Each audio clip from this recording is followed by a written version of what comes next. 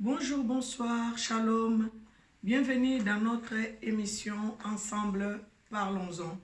Je suis votre sœur Angèle Miesi, votre maman.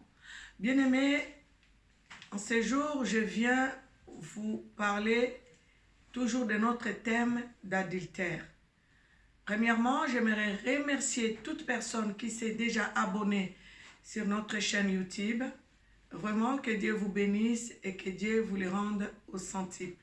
Merci à toute personne qui est en train de travailler, malgré qu'elle est loin de moi, mais elle est en train de partager les émissions pour que tout le monde puisse se connecter sur notre chaîne. Vraiment, que Dieu vous bénisse. Et j'aimerais vous donner quand même notre numéro de contact qui est plus 33 6 14 18 42 09. Même si je ne décroche pas quand vous appelez, laissez-moi votre message et je tâcherai de vous rappeler et on parlera ensemble. Merci pour vos conseils, pour les gens qui m'appellent. Merci vraiment pour vos encouragements. Que Dieu vous bénisse. Aujourd'hui, nous allons commenter sur les émissions que nous avions faites concernant l'adultère. Bien-aimés, il y a des gens qui m'ont contacté, qui m'ont parlé pour dire « Maman, comment est-ce qu'il faut faire pour ne pas tomber dans le piège de l'ennemi ?» Bien-aimé, l'ennemi peut attaquer de diverses manières. Il peut attaquer par l'homme qui va chercher la femme, par la femme qui va chercher l'homme, parce que parfois nous voyons aussi même des petites filles qui sont parfois provocatrices, qui vont vers des tontons à leur demander des 10 euros, des 20 euros. Ce sont aussi des portes ouvertes pour ces jeunes filles-là. Parce que les tontons, s'ils ne craignent pas Dieu, s'ils ne connaissent pas Dieu, les tontons peuvent essayer à s'aventurer avec ces genres de personnes. Bien-aimés, nous allons dire, conseiller à nos enfants, parce qu'on m'a donné un témoignage et on m'a envoyé une vidéo un témoignage qui parle, qui m'a été transmis en me disant que il y a une sœur qui a fait venir sa sœur ici en Europe et malheureusement cette petite sœur commençait à sortir avec le mari de sa grande sœur. Vous voyez, bien aimé, quand on parle de l'adultère, c'est vraiment un sujet à creuser. Donc si nous continuons à parler de ces thèmes, nous pouvons même faire un mois ne parlant que de ça. Parce que ça s'est tellement fait par-ci, par-là, que vraiment c'est triste. Donc, une jeune fille qu'on a fait venir par sa grande sœur, et celle-ci a commencé à sortir avec le mari de sa grande sœur. Peut-être que la jeune fille, je peux dire qu'elle avait peur de dénoncer son beau-frère, mais bien aimé, si cela vous arrive, jeune fille, si cela t'arrive, ne t'inquiète pas, il faut parler à ta grande sœur, il faut dénoncer ton beau-frère, parce que si tu ne dénonces pas, si tu ne parles pas, tu deviendras la deuxième bureau de ton beau-frère dans la maison de ta grande sœur. Donc, ce genre de choses, il faut les dénoncer. N'hésitez pas à les dénoncer. Les tontons qui viennent, qui va te dire, peut-être c'est ton beau-frère, qui va te dire, si tu dis ça, je me sépare avec ta grande sœur. Si tu dis ça, je te tue. Si tu dis ça, on ne va même pas te croire. C'est faux. Il faut parler, essayer de te rapprocher de ta grande sœur et parle à ta grande sœur. Si tu vois des petits cadeaux que le beau-frère te dit, ne dis pas à ta grande sœur, ça reste entre toi et moi en te donnant des petites enveloppes qui contiennent de l'argent. C'est là où ça commence. Ça veut dire que ça va te faire un clic pour dire comment ça se fait, il me donne de l'argent et il ne veut pas que ma grande sœur soit au courant. Ce sont déjà des avances. Si toi aussi tu t'étais, le beau-frère verra que tu complotes contre ta sœur avec lui. Donc, conseil, si le beau-frère vient avec une petite enveloppe ou un petit cadeau, te donne, il te dit, ne dis pas à ta grande sœur, c'est un secret entre toi et moi, c'est déjà un faux pas. Donc, je reviens pour les garçons qui sont tentés par des jeunes filles qui leur demandent de l'argent.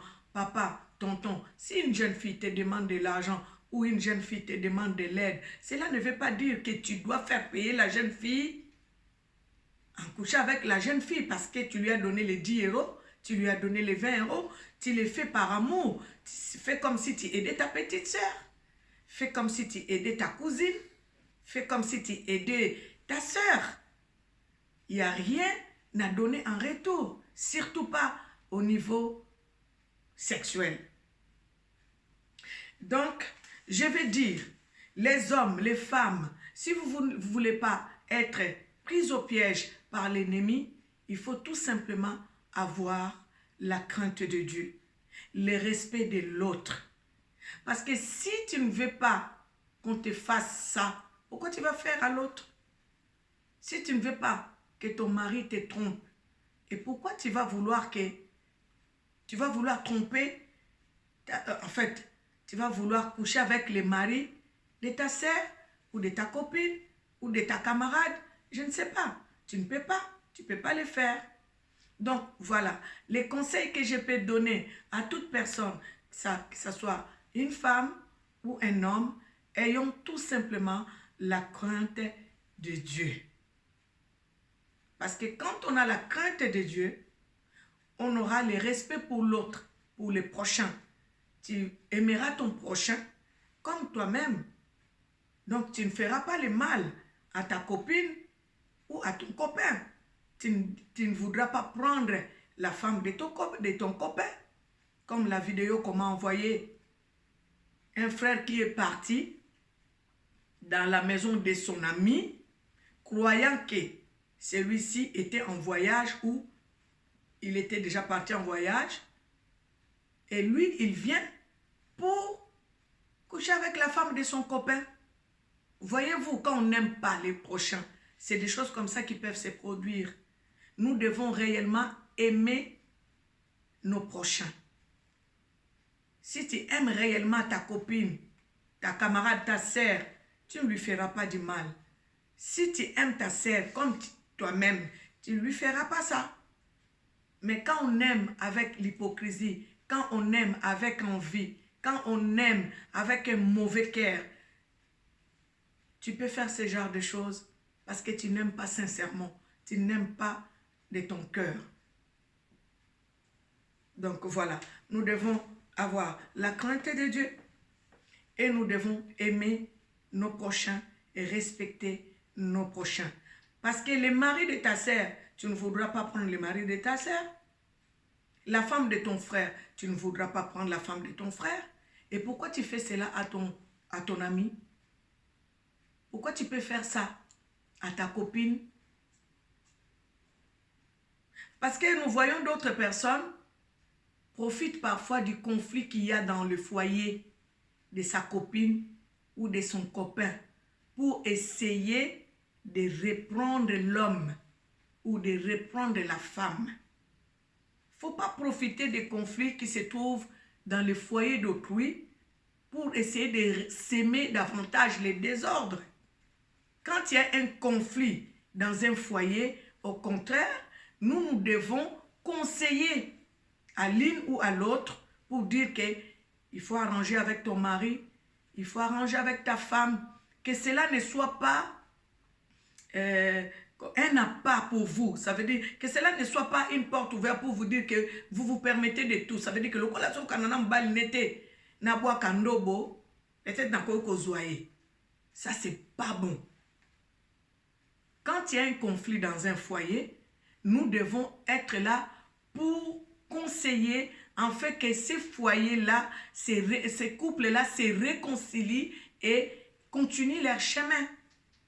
Ne profitons pas de querelles dans un foyer pour aller faire commettre l'adultère. Camarade n'a eu à voyager. Au comment qui n'a pas toi camarade non dengeni.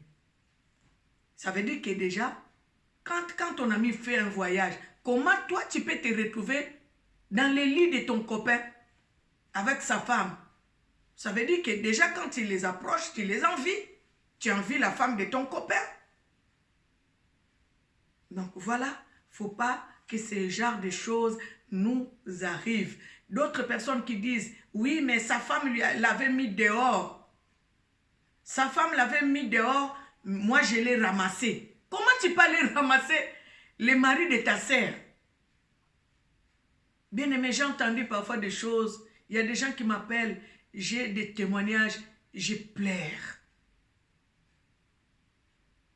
Une sœur que toi tu as connue. Vous étiez ensemble, vous vous connaissez, même si vous ne mangez pas ensemble, mais tu connais que cette sœur, son mari, c'est celui-là.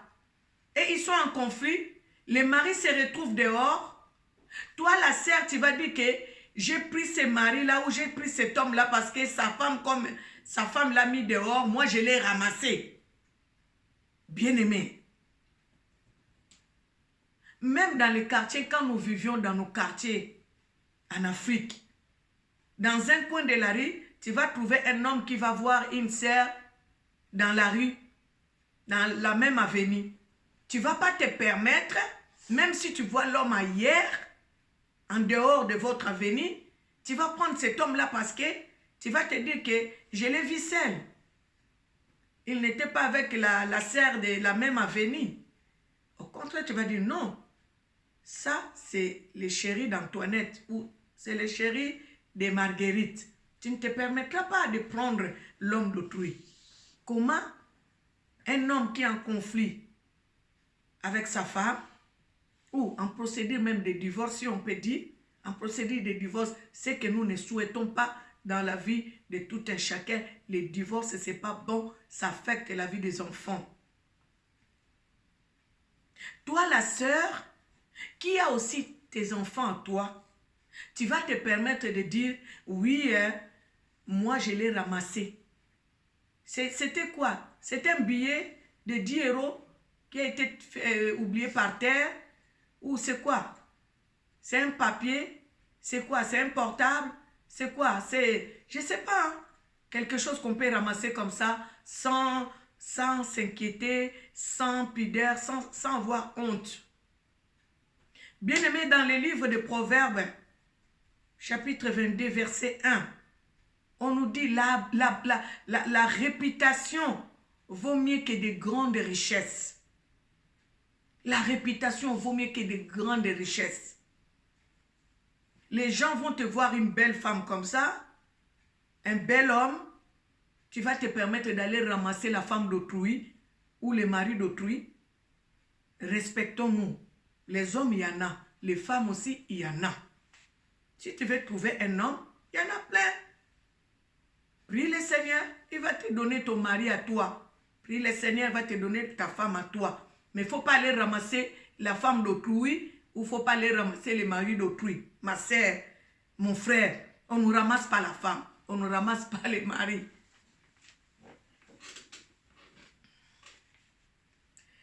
Bien-aimés, je vais tout simplement dire aux hommes qui se font avoir par des femmes comme ça qui ramassent les maris. Parce qu'aujourd'hui, il t'a ramassé toi. Demain, il va ramasser qui? Dans le livre toujours des Proverbes 22, verset 3, on nous dit, l'homme prudent voit le mal et se cache. Mais les simples s'avancent et ils sont punis. Un homme qui se fait respecter ne peut pas aller trouver une femme qui est légère. Parce que ce genre de femmes, ce sont des femmes qui sont légères.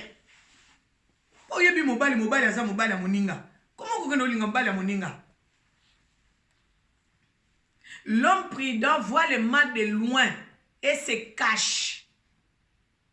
Mais les simples avance moi swana zandoki ok kaka moi swana za sirène ok kaka moi swana abebisaka via mibala bato ok kaka moi swana ndenga za wana moi swana za bien te ok kaka yo pe moi si mobali wana keba na ye mobali wana to kazaka maladie.